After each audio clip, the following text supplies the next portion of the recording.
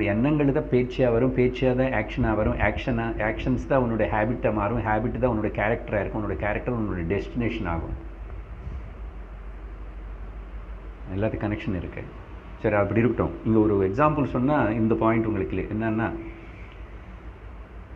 நீ சாந்தி ஸ்வரூபம் அப்படின்னு வேதாந்தம் சொல்றது. சாந்தி சம்ருத்தம் அமிர்தம், நீ சாந்த ஸ்வரூபம் கேட்டாச்சு. ஆனால் நம்முடைய மனசாந்தினி போஸ்ட்போன் பண்ணுறோமா? நிறைய பேர் என்ன பண்ணுறோம், எனக்கு குழந்தை படிப்பெல்லாம் முடிச்சிச்சுன்னா எனக்கு மனசு நிம்மதி வரும், பொண்ணுக்கு கல்யாணம் ஆயிடுச்சுன்னா மனசு நிம்மதி வரும், எனக்கு ஒரு நல்ல வேலை கிடைச்சாச்சுன்னா மனசு நிம்மதி வரும். இப்படி சாந்தி ஸ்வரூபம் நீ வேதாந்த